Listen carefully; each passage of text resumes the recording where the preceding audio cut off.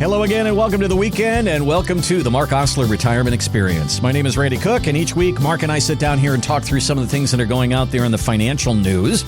Markets, economy, tariffs, all that kind of stuff that we hear about all the time. And then we kind of break it down a little bit and say, how does this affect you?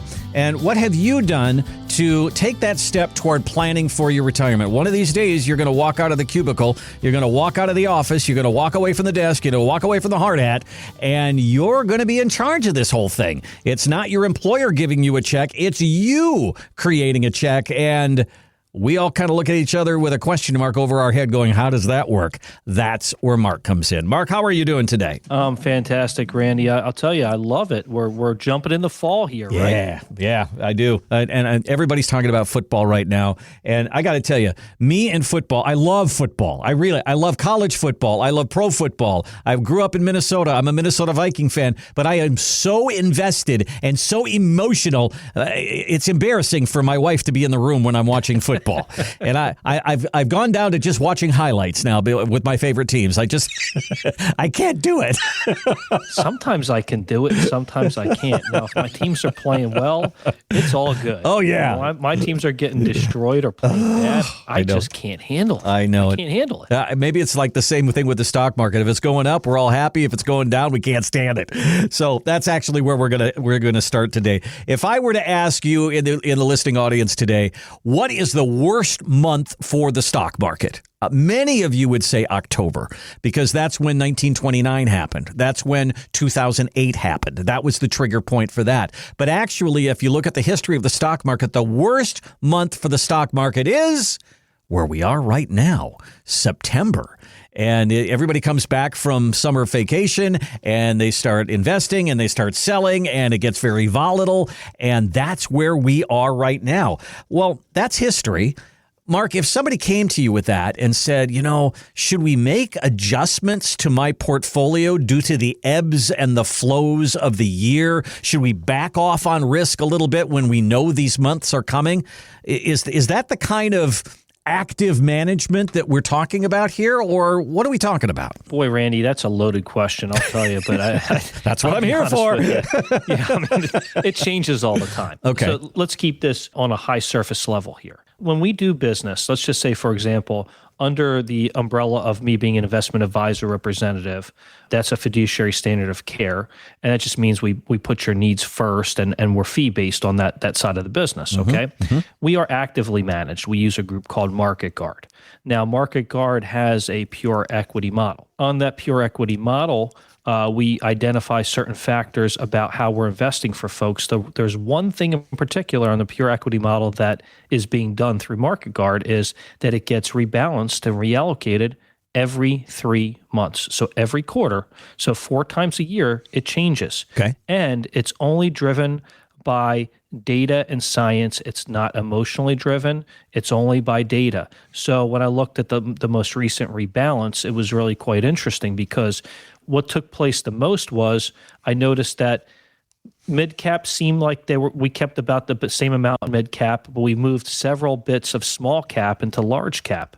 And that was a little bit of some telling data for me as well. And a lot of times when you look at small cap, you're thinking of Russell, Russell 2000, stuff like that. Now, the other thing that I noticed was when I was looking at the Rebalancing Act, that they also went from technology being around 19% to 20% to up to 27%. So that just tells me, okay, based on the data behind it, the Charter Financial Analysts and Market Guard are thinking that maybe they're a little bit bullish on technology. They're pushing a little bit more towards tech. And so that means, okay, we've got a little more, QQQ or NASDAQ, right? So when you ask me that question from a high surface level, the answer is we always change, but it's not based on the month of September or any emotion involved. Now, if you told me with regards to passive things like annuities, fixed index annuities, multi-year guarantee annuities, those are built into a plan as a passive management, and that's totally different. Gotcha. I think that, at this time of the year, when we start moving into fall, when the weather starts changing a little bit, many of us dress in layers so that, it's cold in the morning and then it's warm in the afternoon and you shed a layer and it's that way kind of with a portfolio too. We talk about building an all-weather portfolio built for when the markets go up and when the markets go down. And so you don't have to make adjustments month by month, but you can have that happy place where you say, this is where I'm comfortable in this market as far as risk is concerned. And if it goes down, I don't want to get hurt that bad. See, these are the conversations that you can have with Mark as you sit down and talk through your retirement plan. And we encourage you to do that. Give us a call or give us a look on our website, moretoretire.com. You can spell that out, moretoretire.com. If it's time to talk about your retirement, check that out today. There's a place for you to put a little information in there, and that'll give Mark the cue to give you a call and say, what's on your mind? What's got you concerned? What's got you bugged? How can we help? Here's our number as well, 984-300-1984, 984-300-1984. Now, we are in September now, and that means the end of the year is not that far away. And you might think I'm crazy talking about end of the year appointments financially, but think about it. I mean, we get to Halloween and the year just goes zing and it's gone. We're all Christmas shopping. We're doing all the stuff with the kids and all of a sudden it's gone. So this is actually a good time to sit down and talk to Mark about next year and many years to come. And what that starts out as is a tax conversation as well. There's a window that closes on December 31st. There's another window that closes on April 15th. So, Mark, there's something in there called tax loss harvesting. We had a pretty good year in the market. There's probably some gains within your portfolio, but there also might be some losses, and you can offset some of that for next year. Tell me a little bit about what tax loss harvesting is. How much do you do of it? And is it a big deal that takes a long time? How many of your clients are taking advantage of this? Well, there's so many different legs to this. So one of the things people look at is, okay, I've got some non-qualified stocks, right? And I have capital gains, and do I want to take the hit, right? So that's one area. And that's one area of concern or question. And could I offset some of these capital gains with some of the losses I might have? So I might be able to sell some of the winners and losers at the same time and balance it out, right? So that's one way to look at it. There's another way to look at it where, let's just say, for example, we got hit with capital gains on real estate. Or let's just say, for example, we want to do a conversion to a Roth IRA. How much do we want to do, or how much do we not want to do? Because when you convert from an IRA to a Roth, we know that that's completely taxable. But there's also the deadlines. You mentioned April 15th. Mm-hmm. April 15th is a classic deadline for contributing to an IRA, right? Mm-hmm. So sometimes we think, ooh, taxes were kind of rough on us personally. Well, why don't we just contribute to an IRA? Wouldn't that help a little bit? Sure, of course. Mm-hmm. Now, later on, you're going to have to eventually pay taxes on that money, but that's another way to look at it. Now, there's several things. We're not CPAs here, okay? We're not accountants here, but we do get involved with them at a client's bequest, and we want to make sure that we do what's right by the person. So we can generally look at the tax code, generally look at brackets, and generally look at capital gains and things like that, and give you information based on what we see in front of us. But in terms of determination and exact tax code and those things, we want to involve the tax professionals. But there are ways where you can balance out the taxes, and there are ways where you can lean towards being a little bit more tax advantaged, and there's ways where we can just pay the taxes and be tax advantaged later. There's several different ways to look at it. Don't wait till the third week of December to do this. That's kind of what I'm saying here, because it's a little difficult. Have the appointment now. Let's talk about not just this coming April 15th, but all the April 15ths to come. Let's talk about your retirement over the next, not just year, but next 25, 30 years. And that's really what it is all about. Give Mark a call and let's sit down and talk about your retirement. Moretoretire.com is the website. Moretoretire.com. There's a place for you to put some information in there, and even a place for you to put what you're concerned about. That'll give us kind of a clue as to what the conversation will look like. You can also call us at 984-300-1984. There is no cost or obligation to those meetings. 984-300-1984. All right, so Stephen Chen is a financial coach, and he was interviewed by the people at GoBankingRates.com. And he says the most common mistake that people make going into retirement is not having a spending plan. He says it's not only the monthly number that you have to figure out, but the location of where that money comes from. So tell me, is that a challenge, Mark, as you sit down and talk to people? Is that a big issue, or how do you solve that problem? Well, when you're working, sometimes with your money, it's like the Wild West, right? You just have expenditures, and then you have things, and you have things you want to do for folks. And because you're working, you have a lot of income, right? And then when you retire, you think, well, I'm going to work off of this fixed amount of income. It doesn't always have to be that way. But when you retire, you do want to figure out what your expenditures look like, including the other expenses. And some people like to do this in their working years, but most people don't do it well enough. And you really don't know. So when you're getting close to retirement, what you want to do is reel in what your expenditures are going to look like in retirement, what they look like now versus what they're going to look like in retirement.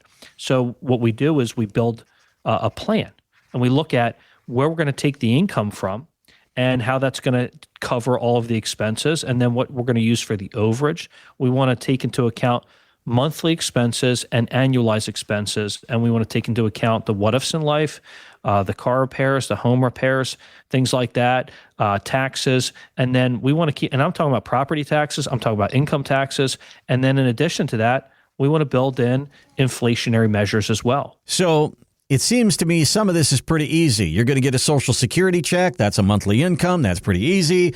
Maybe you have an annuity. That's a monthly income. That's pretty easy. But then where does the rest of it come from? I mean, the idea of selling stock to give myself income, I get it. But if the market's going up, you're kind of selling from the profit. But if the market's going down and you're selling stock, you're selling at a loss, and then you're taking the money and living on it. That doesn't seem like a good place to pull money from. If I'm pulling from my 401k, I get that, but is that the right tax idea? So there's got to be some decision making and some pros and cons here. This is a great point you brought up here, Randy. So first, you mentioned Social Security. Well, let's just get one thing clear. We know that if they do not correct the system by 2032 or 2033, then everybody's Social Security could be reduced possibly by 20%. Yep. Well, we want to take that into account. So when we look at your Social Security, we can count on it, but let's just count on about 80% of it with inflationary measures that they take into account. Okay? That's fair enough. Now, outside of that, where do we come up with the other income? And where does that come from? How does that create the type of income level you need in retirement? Well, there's different ways to do it. Now, the way I do it with a lot of my clients, if they're conservative, is we do it from other areas like a fixed index annuity with maybe a lifetime income rider, as they call them. Or they could just use a fixed or fixed index annuity and just take interest withdrawals or withdrawals that might be sensible. So when I say sensible, it could be different for a lot of people. But we always look at assets in different ways. Now, market money is different. Yeah, we can pull from market money. Yeah, it's liquid. But yeah, we have to keep into account, is this an individual account? Is this a non-qualified account where we're pulling from it and we have to pay capital gains as we pull it out?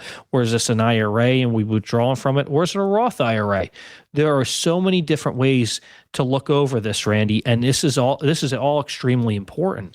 But the question is, do you want a lifetime income based on what you feel like are close to what they call? So insurance companies say a guaranteed lifetime income rider. Are you looking for something like that, right? Because that's what they call their particular income rider. Or are you looking for something where you just take sensible withdrawals while you grow your money? So it just depends on the person. It depends on what we're trying to accomplish and what makes the most sense for that person. I think most of us go into retirement and we think, how am I getting paid? And you go, okay, Social Security and pulling money from my 401k.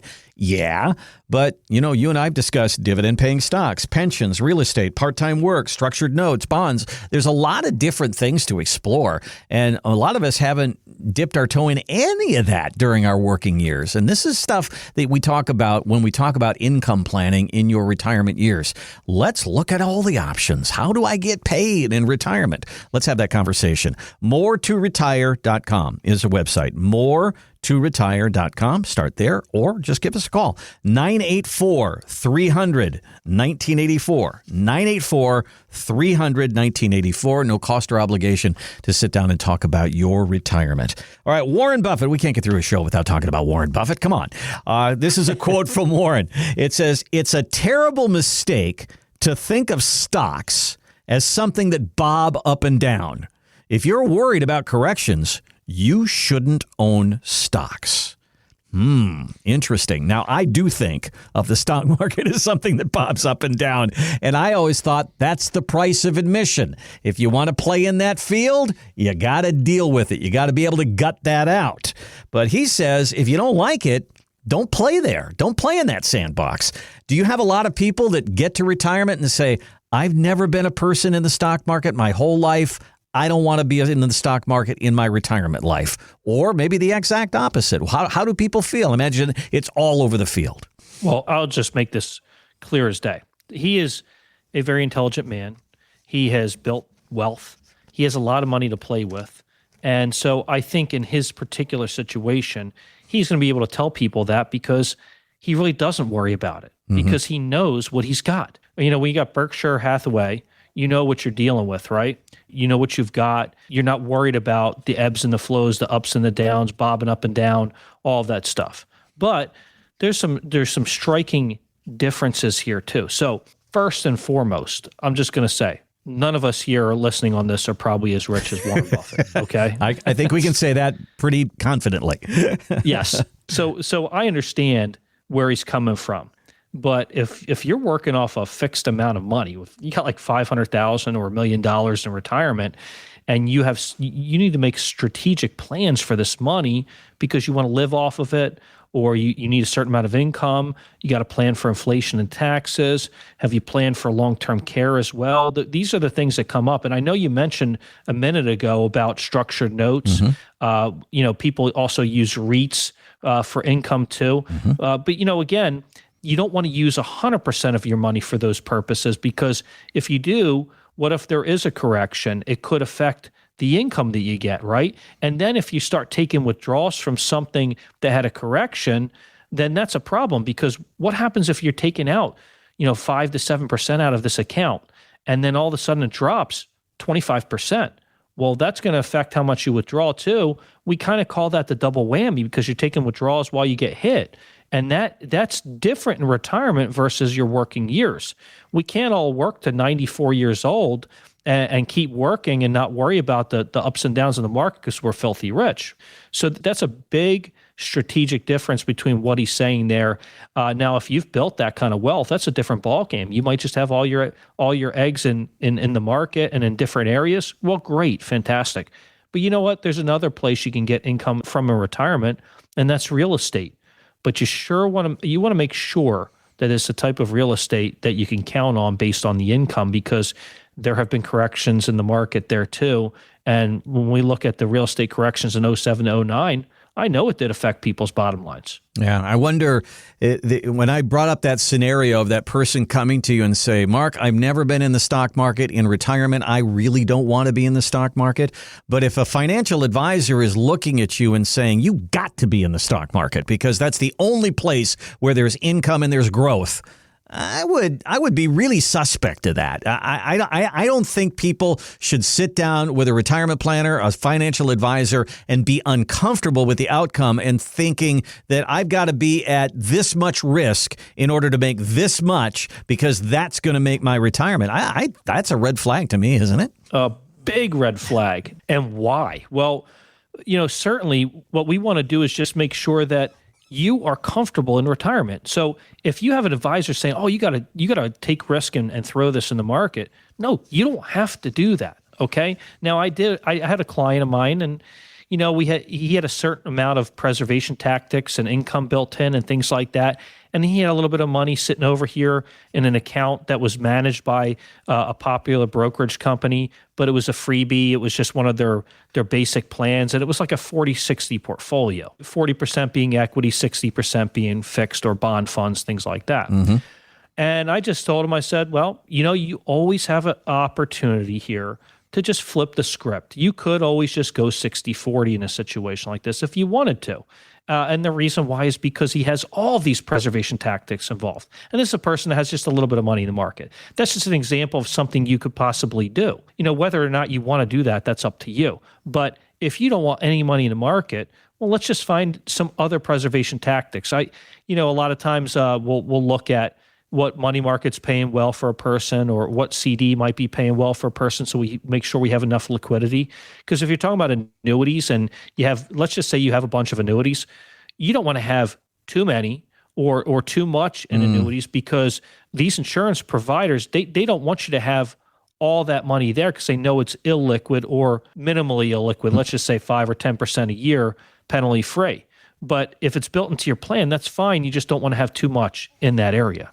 Some of this also kind of determines about where the economy is going too, because where the interest rates are, I know that there was that acronym TINA, there is no alternative. And for quite a few years, when interest rates were down below 1%, people were basically saying, Tina, there is no alternative to the stock market. The only place that you can put your money and get any growth is the stock market. But then interest rates started going up again. And I know we're on our way down now, but we're still looking around 4%, and there is an alternative out there. So I got to believe that makes people who walk into your office kind of happy, saying, I've got more options than having all my money at risk. Absolutely. If you're going to withdraw 4% and you think that that's just the standard of care because you think that that's what's going to be best for you because that's what they did 20 years ago, well, things have kind of changed a little bit. Mm-hmm. Randy, have interest rates changed? A lot.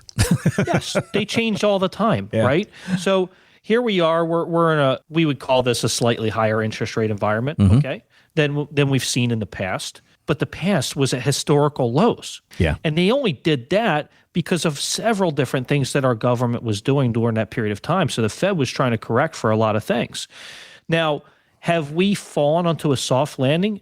I don't know. I don't think we've really defined where we're at this point. What I can tell you is we've never had a true correction in the market to this point in time from 2009 till now, which is 16 years.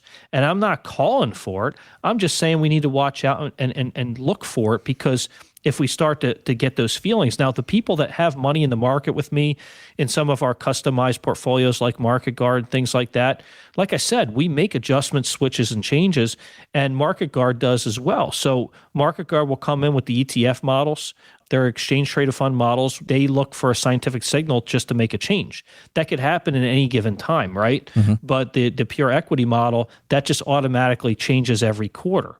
But if I need to pull something out and change something for someone, we'll do it. We'll be on top of it. That's for the market money, because, when the market goes down, that's when I hear from the people that have market money with me, not when it's going way up. Mm-hmm. I have to call them and say, hey, have you looked at your account? But they call me when it's going down. Now, if you have a fixed index annuity and the market's dropping, other than just fees that are on the account, if it's one of those staircase methods where it's an annual reset or a biannual reset, then when the market drops, it's not going to go down in value. So that's a great thing, right? So there are some advantages to owning a fixed index annuity. Now, do I feel more comfortable withdrawing 4% of my clients' assets on a fixed index annuity than I would their market money? 10 times out of 10, I would say, yes, I feel more comfortable as an advisor doing something like that, just simply because I feel like there are some preservation tactics built in, like if the market drops, you got some protective barriers there. But if the market drops and we're pulling money out of this, yeah, it might not affect it too bad, but we do want to watch it. We do want to be cognizant of what we're facing here, because taking money out of an account that goes down, and like we said, the double whammy, that could have drastic effects on your money.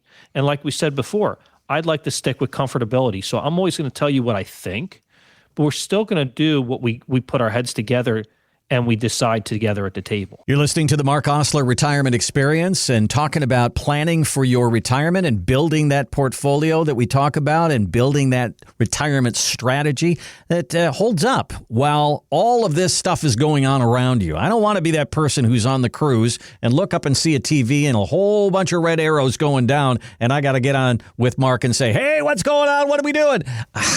I want to be out there having fun.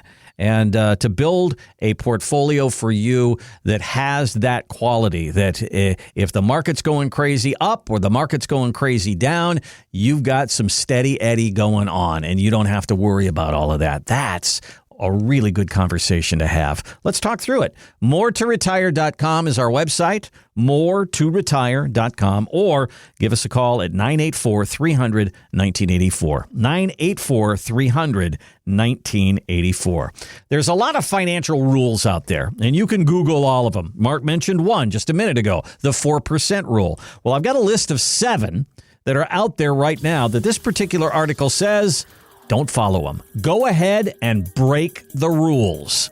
We'll go through that list coming up next on the Mark Osler Retirement Experience.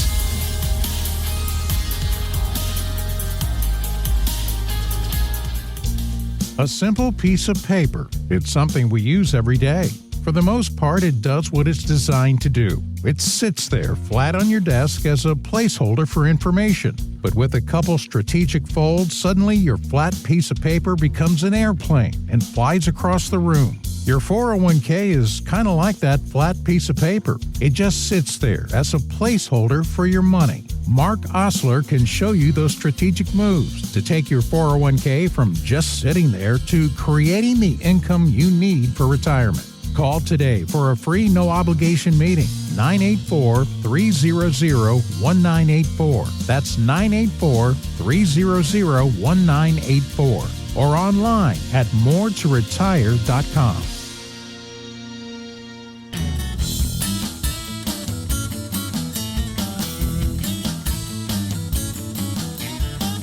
Welcome back to the Mark Osler Retirement Experience. Online, moretoretire.com. If it's time to talk about your retirement, you've been putting it off, you don't know who to talk to, you need somebody to kind of walk you through this whole thing, hand in hand, arm in arm, whatever. And it's not just a one-time thing. You need somebody who's going to be with you walking through this for the next 20, 25, 30 years.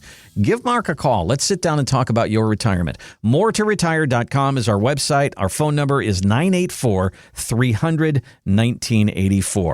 Hard and fast financial rules. There's a lot of them out there. This particular article mentioned 7 of them, and they said go ahead and break them because they're not for everybody and they may not be for you. And the one at the top of the list here, Mark, is the 4% rule. Now, this was developed in the late 80s and the 90s, and think about what the stock market was doing then, going straight up. And at that time, you know, year after year after year, if the market's going up, it said you can take 4% of your money, no problem, adjust it for inflation. As long as the market's going up, you should be just fine and not run out of money. They now say, trash that one.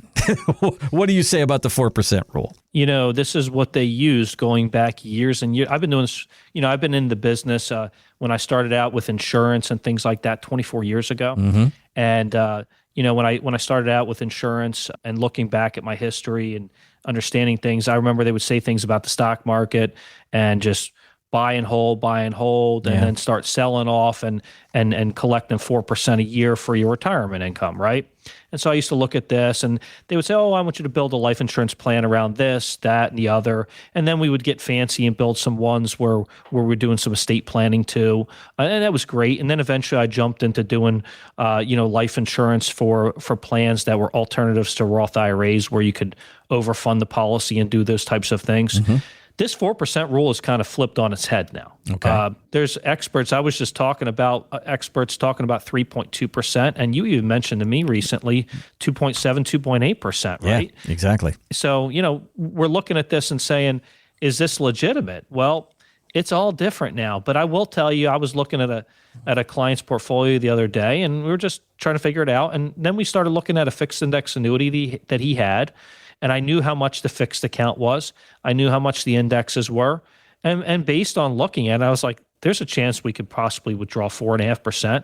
And there's a possibility that he could still have 70% of his money to leave to his heirs many, many years from now. And that's just kind of a broad spectrum of looking at it, where I said before, I'd feel more comfortable pulling money out of something that has some preservation tactics than the market based on those same parameters. So I would feel more comfortable doing that withdrawals with preservation growth as opposed to market money. Now, we could build other income into it. Like we said, you could use some REITs for income. We could use some structured notes if it's an income note for that. And, a structured note's just an alternative investment that we use. It's just simply where you let a bank borrow your money based on certain parameters. And based on the certain parameters, they're going to give you either a growth note or an income note. And you'll get the income based on if you're following those parameters based on certain indexes that they prescribe to. So there's different ways to look at this. I could explain it better in the office, okay? What we do is we have you come in. I run up to my big TV, that 75-inch TV over there. We need to zoom in on something, and I'll just point over to certain things. The 4% rule, trash it. Let's have a real conversation. Yeah, I think that the idea, I don't like math, okay?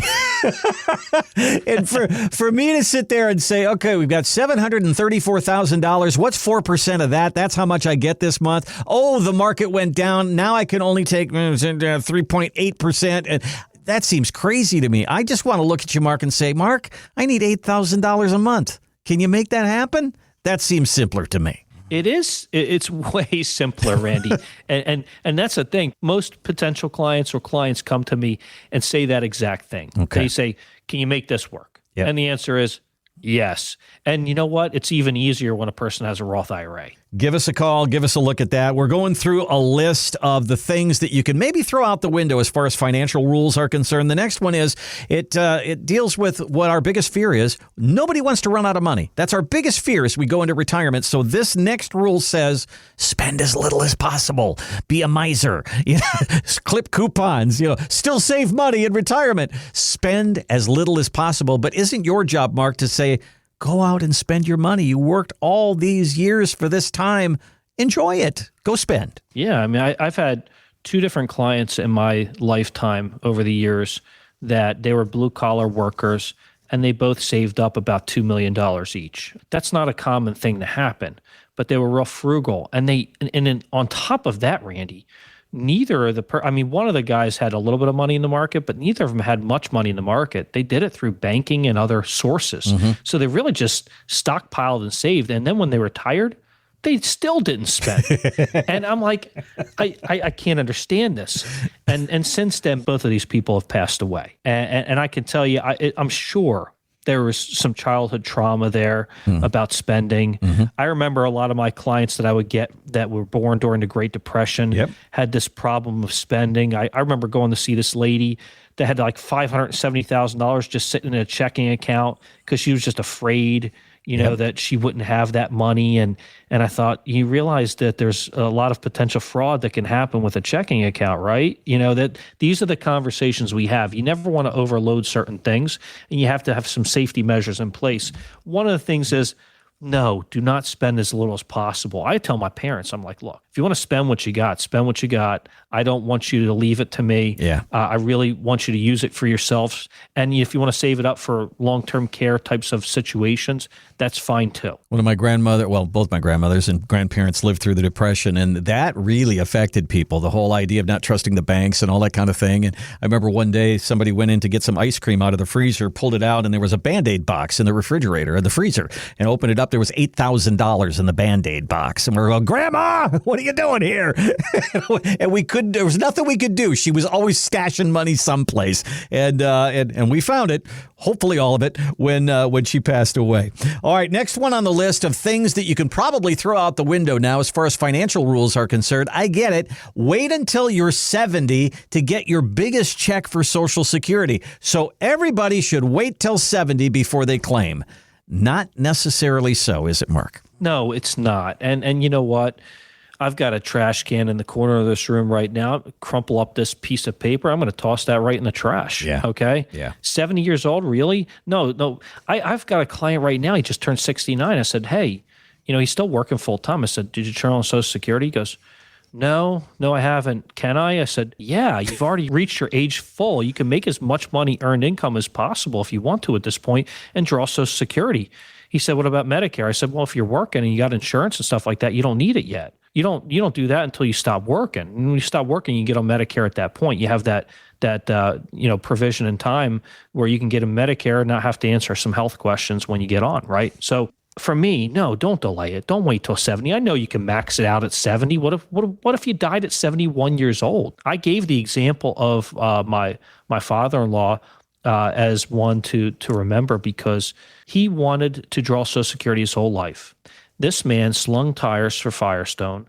He worked very hard, and he worked swing shifts. So he hit 60 years old, and he said, I'm just going to retire now, and I'll just do some odd little jobs in retirement. Well, he was getting closer and closer, and he was 9 months away from being able to draw Social Security at 62, and then he died, and he never got to draw it. And for me, it really hurts to see that happen, because, somebody else is going to draw it for him, his wife, but in this particular case, it's sad to me because he never got a chance to do that. So we don't know what could happen in life. And I always say, if you want to keep working and wait until you can keep working and not get penalized on the Social Security and turn it on at age full, I understand. But 70, I would trash that concept. Another one in the list here is kind of goes right along with that. It's this idea that you need $1 million to retire. Kevin O'Leary came out and he said $5 million. Susie Orman said $3 million. And Fidelity says $1.8 million. And we have blown these up all the time. But what you just said, is the one thing that really gets in my craw of somebody who says, I need $1 million to retire. They've got $950,000 and they keep hanging in there. They keep grinding away at work and they don't get to $1 million and then they pass away, or they have some sort of a debilitating health situation take place and they don't get to enjoy their retirement because they waited too long because somebody told them you need to get to this number. And I think that's a real good one to trash right now. I mean, how many of us are sitting around doing wine tastings like Mr. Wonderful Kevin O'Leary, right? I mean, $5 million. Come on, we know that what kind of lifestyle this guy lives, and he's a slinger, but he's a smart son of a gun. Oh, yeah. No doubt about it. Yeah. I mean, you listen to him; he knows what he's talking about with regards to finance. But no, you don't need $1 million. No, you don't need $5 million. Let's determine how much you need. One of the things we do, Randy, is when a person wants to start with me, I send them to my website, which is really easy. It's more2retire.com, and it's not the number 2, it's TO. Like, I need more to retire, more2retire.com. And then on my website, as soon as you get there, in the right-hand corner, it says secure upload. You can send me some brokerage statements on a secure upload. If you want to black out your account number, that's perfectly fine. On the brokerage side of the business, we have to use the fiduciary standard of care. So I can't give out that information anyway, and it is secure. But just so you know, if you felt more comfortable, perfectly fine. But that's where we start. And then maybe you can scroll down to the bottom of the page and enter in some of your data and say, hey, I just sent this to you. Can you do a report for me? And then we can get together and go over the report. Absolutely. Sometimes people don't want to do that first. They want to talk to me first. That all starts with our treetop view. So that's where we start. And our website describes all of that information. It's a pathway to more. It's our process. It's our process guide. Step 2 is discovering your retirement desires. Step 3 is personalizing your retirement plan. Step 4 is adjustments and changes.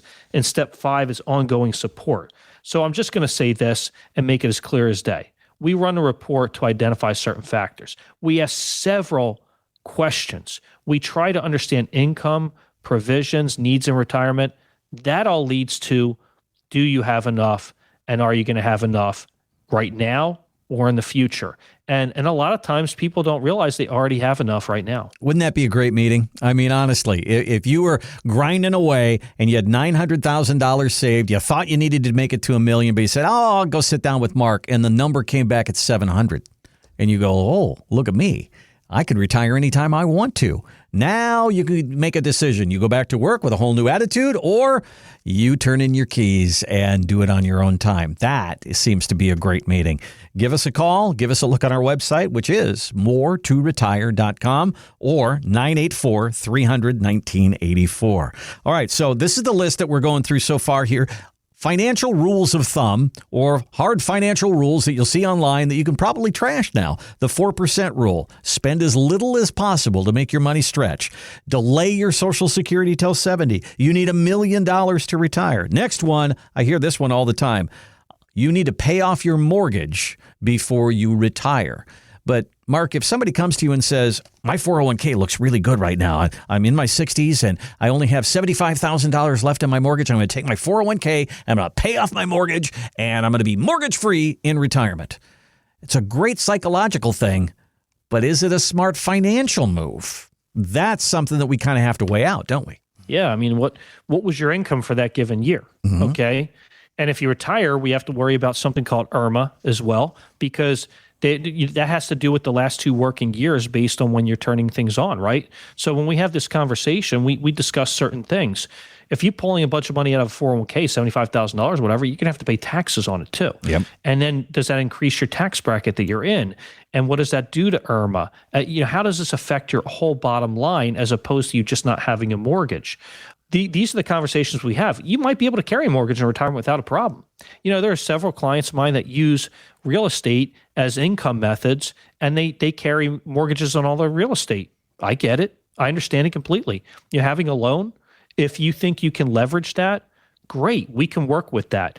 But do you have to pay off your mortgage? No. I think greater than 50% of the time, it's an advantage in retirement when things are paid off like this, because it doesn't come into the bottom line of what you have outgoing for expenses on a monthly basis.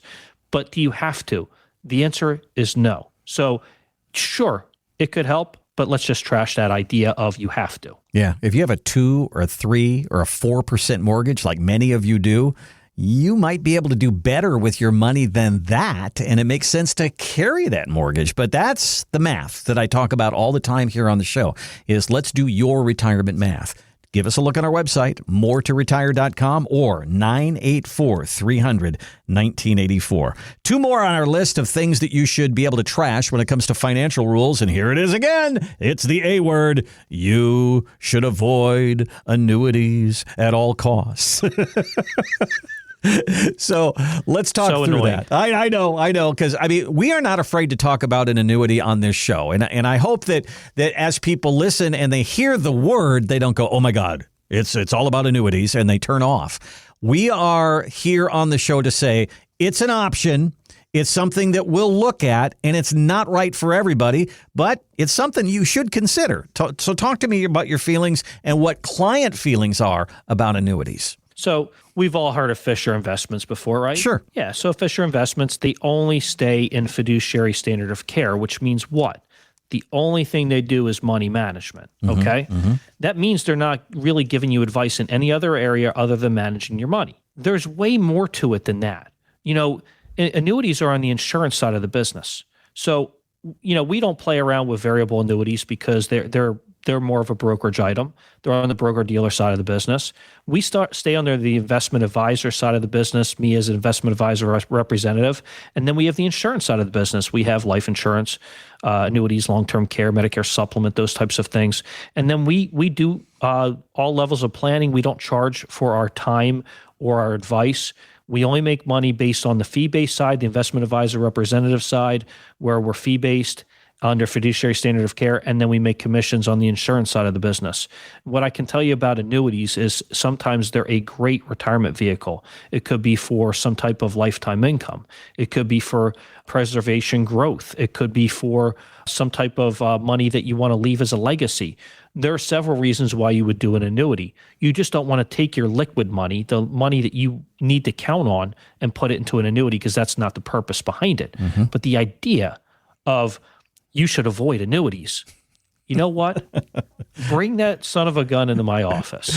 Whoever said that, sit them right across from me, and I will debate them, and I will lambaste them. But you know what? Nobody says you should avoid stocks at all costs. Nobody says you should avoid bonds at all costs. Nobody says you should avoid ETFs at all costs. You don't hear that commercial. But annuities, they get that bad rap. And I think that if you need income in retirement, if you don't know how your paycheck is going to take place in retirement, it's not just Social Security. Maybe this is one of the options that you at least consider or look at. And that's all we say here really on the show. Last one on the list here is 65 is retirement age. 65 is when you should retire. That's when Medicare kicks in. That's the one. And that's not the case for everybody, is it? No, it's not. You do not have to retire at 65. Here, Randy, I've talked about my father on the show before. Yes, right? yes. Yeah. In October, he's going to be turning 83 years old. Okay. He is still working 4 days a week. It's almost full time. And he works from home, so he enjoys it. He's been in the mortgage business his whole life. They look at him as a consultant more than anything else, which means that all these young folks will call him. Hey, what do we do here? What do we do there? And he answers those questions and he directs them. He tells them what they should and shouldn't do. That's what a good counselor does. And he turned on Social Security, and I don't even know if he turned it on at 67 or 70, but it was one or the other. I'll have to ask him one of these times. What I can tell you is he enjoys working. He doesn't have to retire. You know, it's good for him. And I'll be honest with you, Randy, it's great for the brain. Yeah. It's great for the big old noodle, right? Mm-hmm. I keep telling you, you're not allowed to retire for a while, okay? I'm serious, Randy. You got to stick around for a little bit here. I like The Price is Right, and I like Jeopardy, but that's not going to be my life. Okay. I'm glad to hear that. I know you got golf in there too. There's a lot of golf in there. I know that's a big one. That is. You like to travel. I love to hear about your trips. They're fantastic. Yeah. Do you have to retire at 65? No, but maybe you want to take off, kick off, and do some different things in life. I get that too.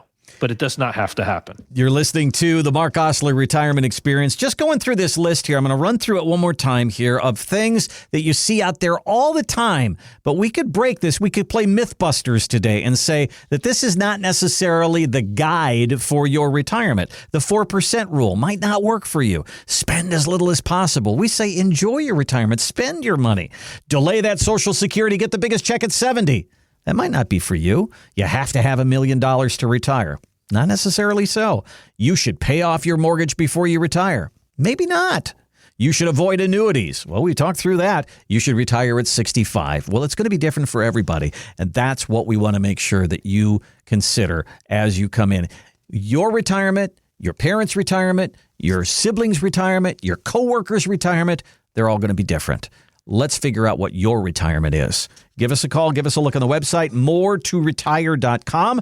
Again, more to retire. Just spell it out. Moretoretire.com. There's a place for you to put a little information in there. Mark will give you a call, and we'll start to talk about your retirement. Or 984-300-1984. 984-300-1984. All right, time for one more story here. We're going to talk about 401ks for just a second here. I mentioned this a couple of weeks ago. President Trump wants to make it available that private equity, Bitcoin, and IPOs could be available in your 401k. You might see this happen, but it's not going to appear like that. There's a very good chance that these things will be incorporated into your 401k in a target date fund. So it's not like you can say, oh, there's a hedge fund. Oh, there's Bitcoin. Oh, that's too risky for me. I'm not doing that. You could be in the target date fund and this stuff is automatically in there. Mark, that to me seems risky. And I don't know that people who are getting ready for retirement want to be playing in that game. No, I mean, I think that if they were used the way they're supposed to be used, they would be used directly as the funds themselves. Mm-hmm. That would make more sense because then you could properly allocate yourself. Otherwise, you're going to look at these target date funds. And if you got it way far out, like 2050, 2060, then it's going to be pretty darn risky. Right. And you're talking about IPOs. I mean, it just opened up to the public, right? You're talking about Bitcoin, which, it swings. Okay. Let's just be honest. I mean, let's just go back about 4 or 5 years ago. It was like 17,000. I know it's up at 100,000 or whatever, but could it swing back down to 50 or 40? Absolutely. Can you imagine all that money you put in the 401k? And so one of the things I always tell people is you got a 401k, look at that as a lifeline for your future and put in what at least they match. And then let's discuss everything else from that point. But when you're talking about Bitcoin, IPOs, private equity, look, I'm serious. So we understand the difference on this show between venture capitalists and private equity. Venture capitalists are people that are putting money into a company really hoping it explodes, right? Private equity most of the time has to do with purchasing a company because they think that they can make some money off of that money. But that doesn't necessarily mean the people that are investing are going to make that money as well. Because the people that are invested as private equity firms, they're getting the big growth and they give the rest to the other folks, right? So you're getting a little bit of the crumbs. So it's a little bit different. But when I look at this and I say, you're going to put your 401k money in this, you better darn well know what you're doing here. And before you do it, let's have a conversation, because if you put it into a target date fund and you don't realize how it affects that fund, then I think that there's a problem here, and I think there needs to be some investment education, and they should have brokers involved when stuff like this happens. Yeah, we see them in our 401ks. They have the year after them, and there is $4 trillion or more in target date funds in this country. And, there's some ups and downs to that too. And that's something that you can discuss with Mark, is something simple like say, hey, Mark, look at my 401k. I'm still working. And am I allocated correctly here? And do I have the right risk involved here? Am I getting paid off for the risk that I'm taking? And just an analysis of your 401k and the fees that you're paying. That's a lot of really good information that I think everybody should have. And we can get that information for you. Give us a call. We'll do that analysis for you at no charge. And you can start at our website, learn more about Mark and the team, moretoretire.com. moretoretire.com, or just give us a call. Let's get a date on a calendar and talk about your retirement. It's 984-300-1984. 984-300-1984. That is all the time we have on the show for today. We thank you so much for listening, and we will be back next week. We hope you will be too. Have a great weekend. Insurance products are offered through the insurance business Mark Osler Retirement Experience. Mark Osler Retirement Experience is also an investment advisory practice that offers products and services through Impact Partnership Wealth LLC, a registered investment advisor. IPW does not offer insurance products. The insurance products offered by Mark Osler Retirement Experience are not subject to investment advisor requirements. Investing involves risks, including the potential loss of principal. Any references to protection, safety, or lifetime income generally refer to fixed insurance products, never securities or investments. Insurance guarantees are backed by the financial strength and claims paying ability of the issuing carrier. This radio podcast is intended for informational purposes only. It is not intended to be used as the sole basis for financial decisions, nor should it be considered as advice designed to meet the particular needs of an individual situation. Mark Osler Retirement Experience is not permitted to offer, and no statement made during the show shall constitute legal or tax advice. Our firm is not affiliated with or endorsed by the U.S. government or any governmental agency. The information and opinions contained herein are provided by third parties that have been obtained from sources believed to be reliable, but accuracy and completeness cannot be guaranteed by Mark Osler Retirement Experience. Market Guard is a firm that provides investment signals as well as portfolio allocation recommendations for a wide variety of model portfolios. Market Guard does not offer advice or enter into fiduciary relationships. Please remember that converting an employer plan account to a Roth IRA is a taxable event. Increased taxable income from the Roth IRA conversion may have several consequences. Be sure to consult with a qualified tax advisor before making any decisions regarding your IRA.